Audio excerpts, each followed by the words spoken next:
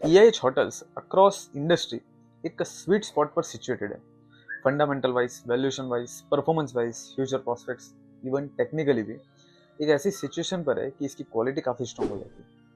सबसे पहले तो इसके मेजर जो कॉम्पिटिटर्स हैं वो कौन है, तो IHCL, Indian hotel companies, ITC limited, ITC hotels, चलित होटल्स, लेमन ट्री होटल्स, तो ये सारे EIH के मेजर कॉम्पिटिटर्स हैं।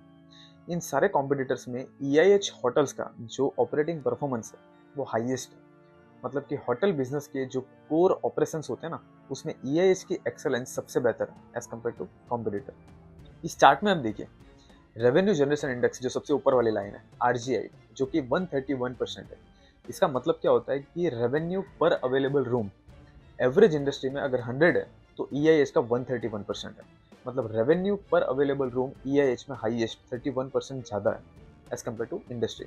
देन येलो कलर की लाइन जो ARI शो कर रही है, उसका मीन्स क्या होता है कि एवरेज रेट इंडेक्स, एक टर्म है एवरेज डेली रेट, ADR, जो कि होटल इंडस्ट्री को एनालाइज करने के लिए प्रोमिनेंट एक पैरामीटर है। ADR से क्या पता चलता है कि एक होटल अपने रूम का एवरेज रेट क्या रखता है। लाइक जब डिमांड कम होती है तो रेट कम रहते हैं, जब डिमांड ज़्यादा रहती है तो रेट बढ़ जाते हैं। तो एवरेज क्या निकल के आता है, इसको बोलते हैं ADR, average daily rate. EIH के केस में ये 118% है, मतलब 18% इनके रूम के जो चार्जेस हैं वो ज़्यादा रहते हैं एज कम्पेयर टू इंडस्ट्री। अब चार्जेस ज़्यादा हैं तो सामने रूम्स का जो सेलिंग है वो कम होना चाहिए इन जनरल।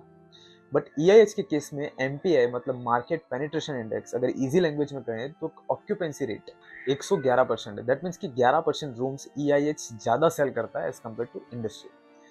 और ये इस कंपनी के लिए कोई एक्सेप्शनल क्वार्टर नहीं है, बल्कि लगभग पिछले 4 साल से सेम सिनेरियो प्ले हो रहा है। एक्चुअली होटल इंडस्ट्री एक साइक्लिकल इंडस्ट्री है। कोविड-19 के दौरान लाइक जैसे ये इंडस्ट्री काफ़ी खराब हालत में थी, लेकिन पोस्ट कोविड जब रिकवरी स्टार्ट हुई, जब इंडस्ट्री अप साइकिल में आई, जो पेंडिंग ट्रैवलिंग था वो जब कोविड की वजह से बूस्ट हुआ, तो पूरी होटल इंडस्ट्री को इसका फायदा हुआ। बट EIH ने इस अप स्विंग का मैक्सिमम फायदा उठाया। एंड किसी भी होटल स्टॉक को एग्जामिन करने के लिए ये 3-4 पैरामीटर्स जो है वो प्राइम है। एक होटल एवरेज एक रूम से कितना कमा पा रहा है, कितने रूम्स उस होटल के एवरेज सेल हो रहे हैं, एंड एवरेज किस रेट में वो होटल को सेल कर रहा है, उस रूम को सेल कर पा रहा है। अब इस चार्ट में आप देखिए तो एवरेज रूम रेट जो इंडस्ट्री का है वो है 6,500 के आसपास।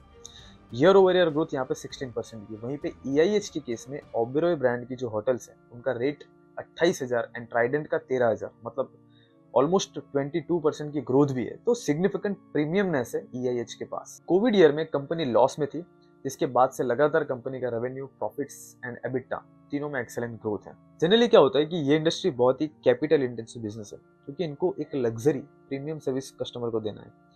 तो इस इंडस्ट्री में कंपनीज का जो नेट कैश फ्लो है उसको पॉजिटिव मेंटेन कर पाना बहुत टफ है। बट फिलहाल इंडस्ट्री जो है वो अप साइकिल में है, तो जो टॉप प्लेयर्स हैं वहाँ पे कैश फ्लो जो है वो पॉजिटिव में है।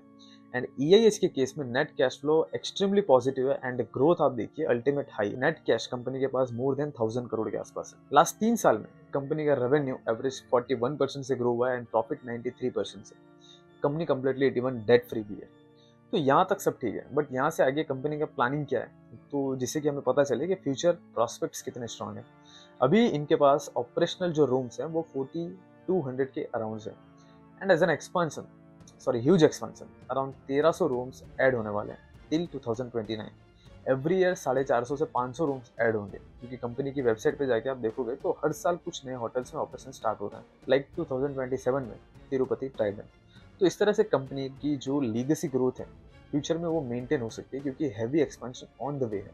तो ये इस कंपनी का इंटरनल पुश है फॉर ग्रोथ। एक्सटर्नल फैक्टर्स की बात करें तो स्पिरिचुअल टूरिज्म फिलहाल सबसे बड़ा हाइप है।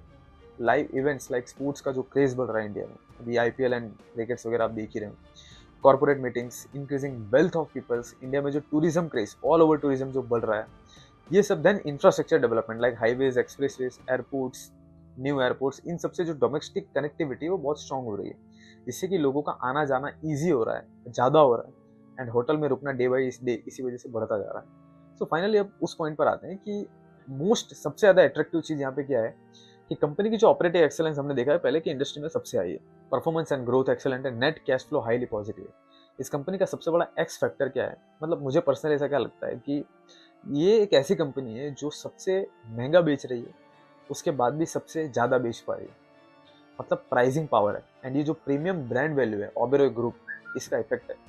फॉर एग्जांपल जैसे mobile company, mobile phone industry में एप्पल के पास है, जो सबसे महंगा भी बेचते हैं और फिर भी सबसे ज़्यादा बेच पाते हैं। अब इसके बावजूद भी EIS का जो पी रेशियो वो इंडस्ट्री में जो टॉप प्लेयर्स हैं उनके कंपेयर में सबसे कम है, अराउंड 30 टाइम्स। तो ओवरऑल परफॉर्मेंस को देखते हुए एंड फ्यूचर प्रोस्पेक्ट्स को देखते हुए एंड इवन इंडस्ट्री तो अप साइकिल में ऑलरेडी है ही, ये स्टॉक कहीं ना कहीं फेयरली वैल्यूड कहो या स्लाइटली अंडर वैल्यूड लग रहा है with huge growth potential and competitive as also. एक कंसर्न यहाँ हो सकता है कि स्टॉक प्राइस जो फिलहाल गिर रही है, एक तो प्रॉफिट बुकिंग हो रही है एंड दूसरा एक रीजन हो सकता है कि नो डाउट पिछले 3-4 साल का जो कंबाइंड परफॉर्मेंस है वो काफ़ी स्ट्रॉन्ग है, बट FY25 में कंपनी ने थोड़ा मॉडरेट ग्रोथ दी है। इसके पीछे रीजन हो सकता है कैपेक्स, कई ऐसी प्रॉपर्टीज है जहाँ रिनोवेशन चल रहा है, तो एक रीजन ये हो सकता है। अब इस इंडस्ट्री से जुड़े कुछ ड्रॉबैक्स भी हैं जिसको कंसीडर करना बहुत जरूरी है। ये एक एसेट हैवी इंडस्ट्री जिसमें कॉन्स्टेंटली हैवी मेंटेनेंस डिप्लॉय करते रहना पड़ता है। आपने देखा होगा 5 star and 7 star type hotels जो होती हैं उसमें कितना बारीकी से कस्टमर को सर्विस दिया जाता है, मिनिमम एरर अलाउड नहीं, क्योंकि kind of luxury and premium service ही उनका मोटिव रहता है। तो एक तरफ प्रॉपर्टीज को मेंटेन करने के लिए कैपिटल बहुत लगता है एंड दूसरी तरफ रेगुलर कंसिस्टेंट रेवेन्यू मेंटेन कर पाना उतना ही मुश्किल भी है, क्योंकि इस इंडस्ट्री का जो काम है वो क्या है कि luxury and discretionary experience provide करना, जो कि एज अ ह्यूमन कोई एसेंशियल नीड नहीं है। फॉर एग्जांपल अगर डिनर के बाद फिंगर बाउल के बदले अगर नॉर्मल पानी से हाथ धोना पड़ेगा तो कोई प्रॉब्लम नहीं।